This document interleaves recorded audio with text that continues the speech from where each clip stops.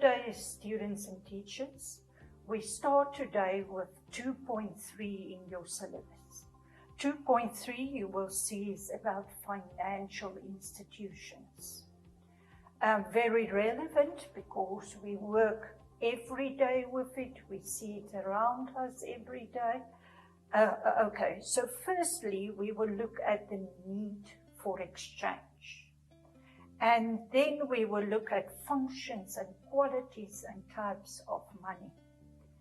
And then we will look at exchange rates, how to define it, how to calculate it, and how it influences the economy if it is fluctuating. Okay, now the need for exchange is many years ago, when there was no money involved, and there was no money that you can give to get the good and service that you want. But in that time, they have used a system which is called barter. So you had to give a sheep if you want from somebody, say, maize or seeds for plants that you want, vegetables that you want to plant. So with barter, there is a lot of problems that occur. And the first problem, which they called coincidence, is that you must look for a person that wants the product that you offer and also have the product that you want. So that becomes very time consuming. And it's not easy. And then there is also, when barter is involved, there's also lots of arguments involved. Is what is the value of your sheep in comparison to my maize that I gave you? How many bags of maize must I give you for one sheep? Is it 10? Is it 12? Is it 15? So you will perhaps say 15 and I will say 12. So that is a problem with barter. Now, if we look at money, it is important for you to realize that money must have certain functions. Otherwise, we can't see it as money. So firstly, they say money must be a medium of exchange. So if you give me this sheep, I can give you in return money. Now what is good about this money is that you can use it whenever you want to use it. And then the second point, what is good, is that you can divide the money.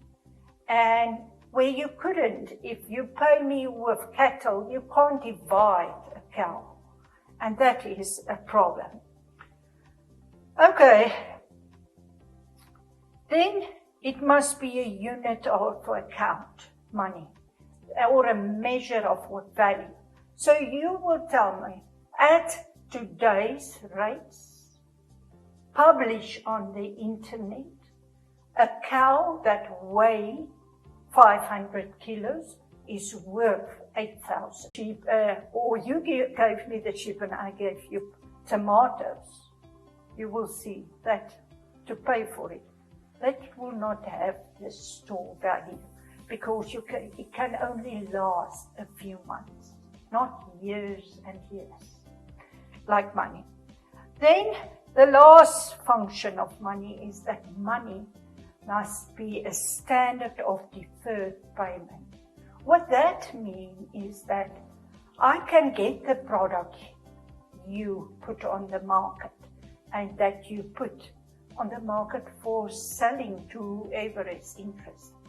I can get it, but I can pay over, say, 6 months for that product. I sign an agreement, a contract, that I will pay over 6 months with interest.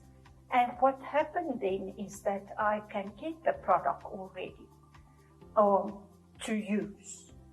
And this is a benefit that money also gives you, a function of money that barter couldn't give you.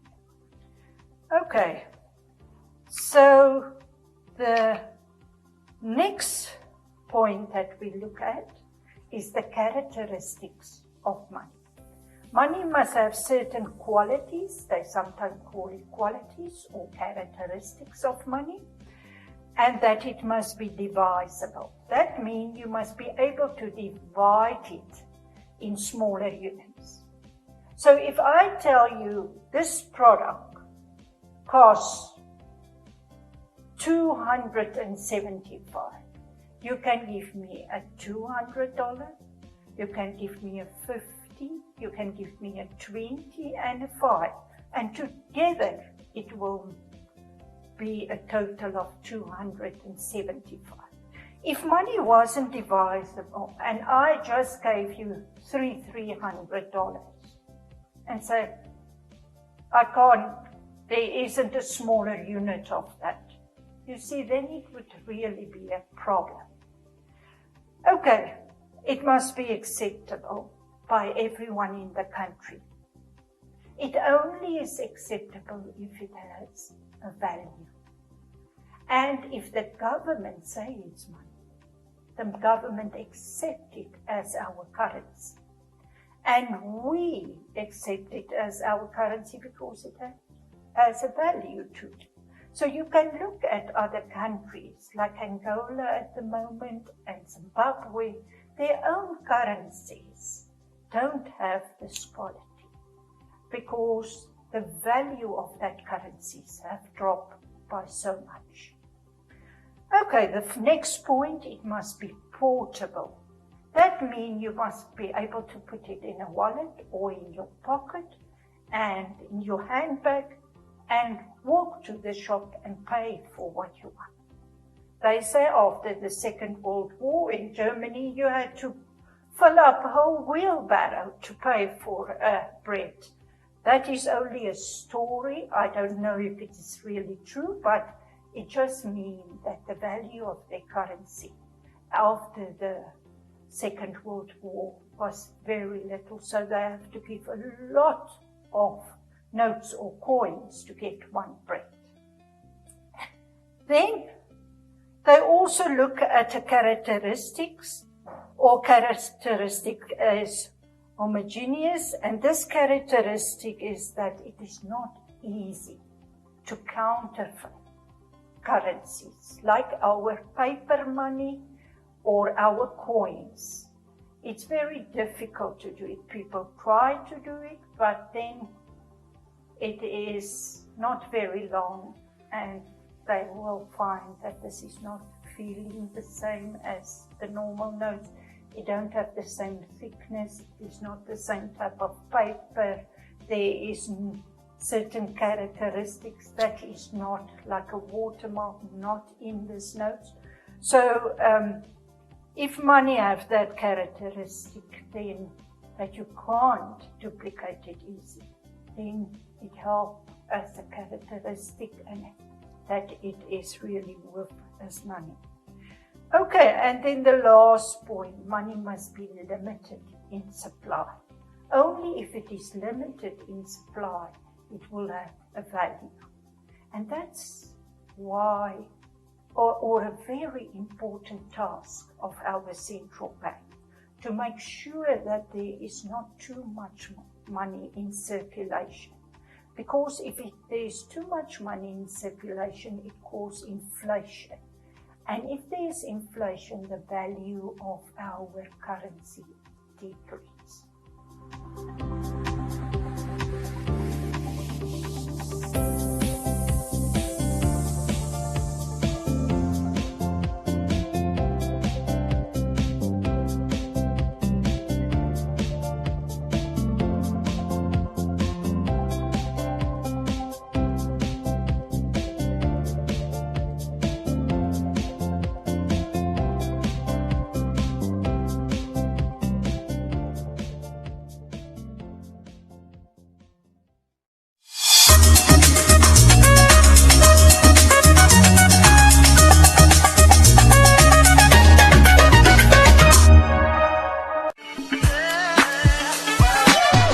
With us on #LearnOn1. Tell us what you're learning and where you're learning it from. Send us your name and town to the One Africa TV's WhatsApp on 081 200 6659 or send an SMS to 555. One Africa TV. It just gets better.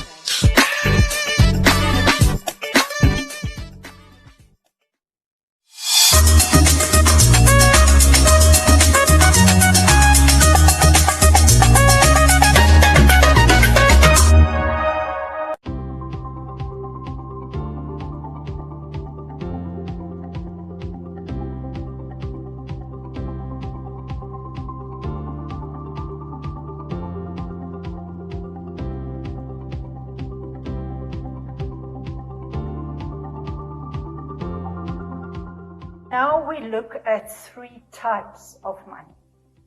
Now, when money started after barter, they say it started originally in West Turkey, in a part which they call Lydia. At that time, they just took pure gold and they'd made a coin of that. And that was the first type of coins. They say that type of money, which is made of pure gold or silver or copper or whichever, that is commodity money.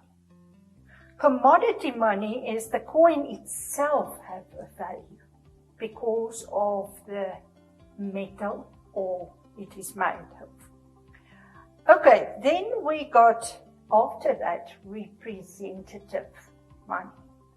Now, representative money is also made of paper that is worthless. But at that time, many years ago, I could go to the bank and hand in this paper and they will give me real gold. So that paper represents gold, for example. And it means that you can get gold if you want to. But nowadays, our money is not backed up by gold or diamonds or whatever it is.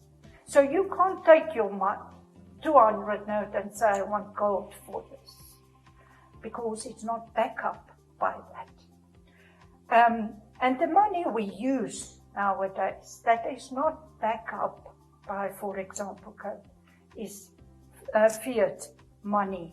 Now, this money is also made of coins, metal, and paper for the notes. But these coins, the metal it is made of, have no correlation to the value of that coin. It don't mean it's worth, the metal is worth 50 cents. That 50-cent coin is made of. And so for the paper also don't mean it is worth 200, which is the value of that note. So this fiat money that we are using is legal money because the government say it is legal. That is the important point. They say it's not backed up by any commodity. And then the last point is it is influenced by demand and supply. The more there is a demand for it, the higher the price of this money. You can make a small note on the side. The price of money is the interest rate we pay for it, or what we receive for money. So the higher the demand, the higher the price or the interest rate of money will be. Okay, so this is types of money: commodity money, representative money, and fiat money. Okay. Now for the last point in this PowerPoint and this lesson of today, we look at the exchange rates of a country. Now for a definition, which they can teach you on, it is normally good for you to look at the marks allocated to a question. So if the marks say 3 marks, then you know it is preferable that you also put an example to your answer. A definition for exchange rate is that the price of one currency, for example, the Namibian dollar, is expressed in terms of another currency. Say, for example, the US dollar. So all other people just say it's the price of one currency in terms of another currency, and then they say one US dollar is equal to 16 Namibian dollars. Okay, there's a small calculation classwork question that you can work two together and see if you come to the answer. The answer is also provided there for you, the calculation. I ask you calculate the amount of Namibian dollars that you need to pay for a part of your Volkswagen car that you can't get in Namibia and you must now import from Germany, from the Volkswagen factory, and that part costs 500 euros. So my question to you is, how much Namibian dollars must you offer to pay or to get 500 euros so that you can pay the company in euros for it? It is very important that you realize that if you buy from Germany, that you must pay them in their own currency. So if I buy from Britain, I must pay them in pounds. So how will I pay them in pounds? I must offer Namibian dollars on the money market, get pounds, and then pay them. So for Germany, I offer Namibian dollars, and that is the question I ask you. How many Namibian dollars must you offer on the money market to get euros? And then you use that euros to pay them. So that is important that you realize. You can't buy from Japan and pay in Namibian dollars, that company from which you bought the watch. You must pay them in yen. Okay, then you must realize that exchange rates can be all fluctuating, or they call them floating exchange rates. They are just influenced by demand and supply. So the more the demand is for a currency, the higher the value of this exchange rate.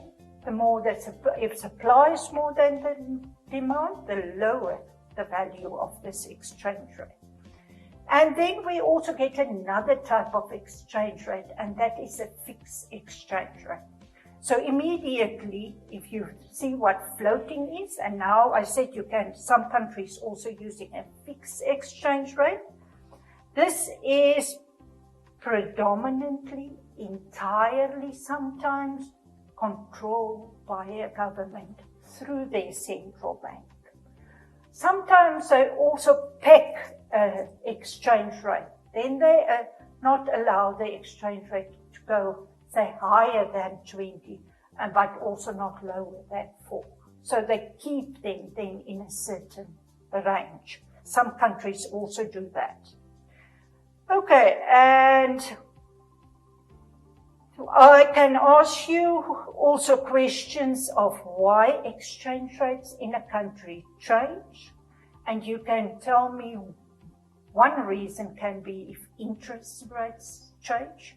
Because if interest rates increase, then people from other countries will say, that's a good country to save and invest in.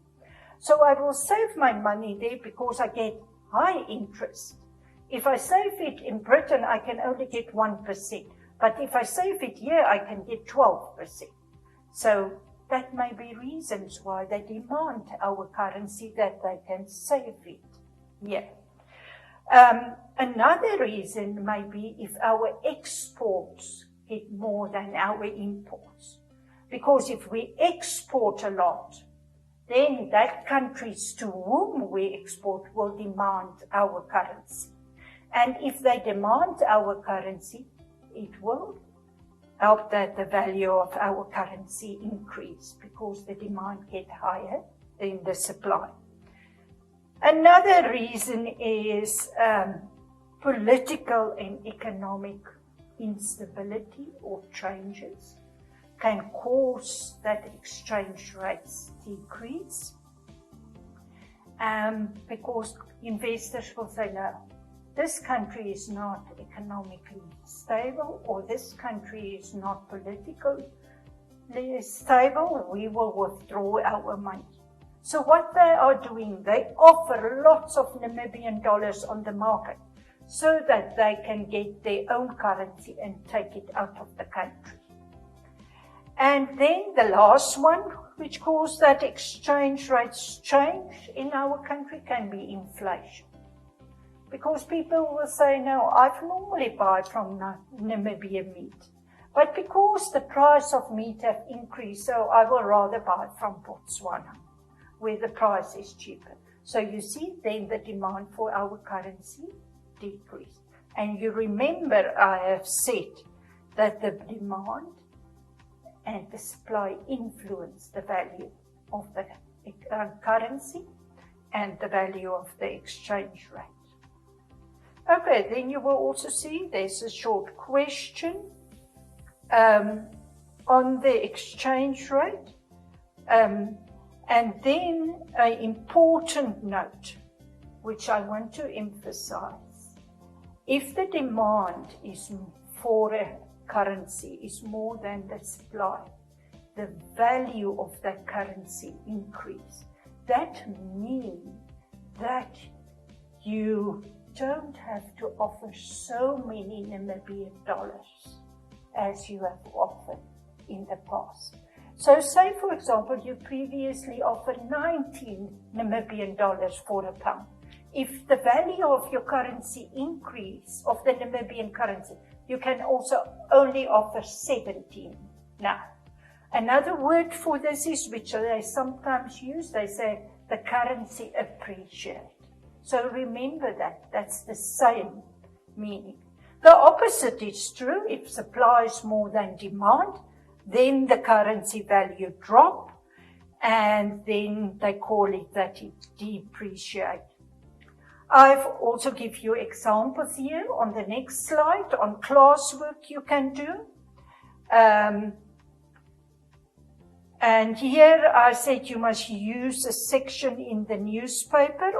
I've also give you there a slide of a section that you can get, that I got on the internet, but you get it in newspapers on the exchange rate, and then you can answer the following questions for homework mark.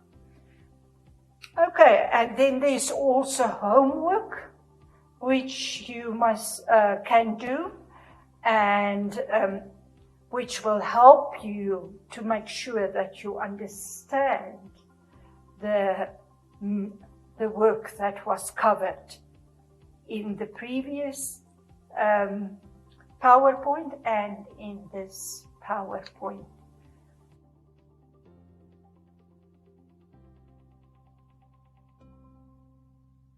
And then I have lastly offered to you another 4 exam or test questions, which you will find also all these questions with their answers in a booklet that we will supply to you.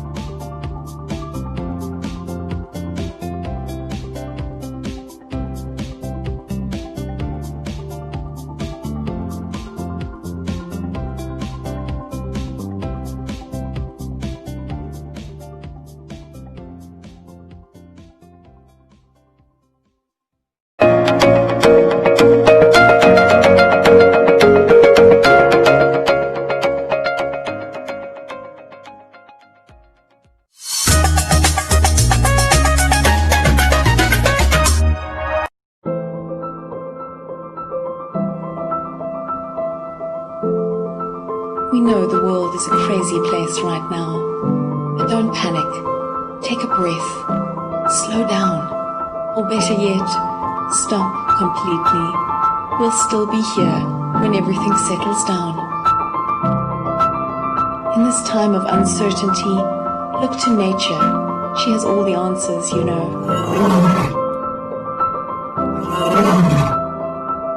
We're not only giving ourselves time to reset, we're giving nature time to restore, revive, restart.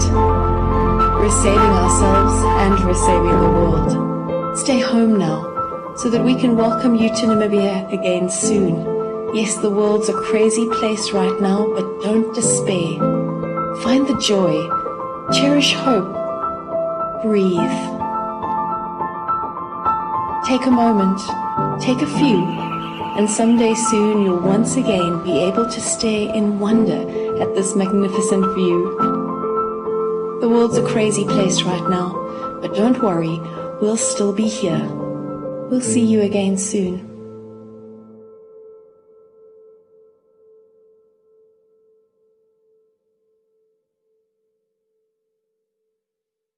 Akili, akili, akili, akili.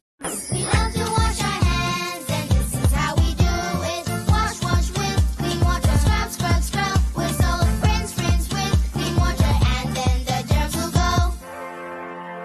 We love to wash our hands, and this is how we do it. Wash, wash with clean water. Scrub, scrub, scrub with soap. Rinse, rinse with clean water, and then the germs will go. Yay! Well done, soap and water. You got rid of all the germs on Achilles' hands.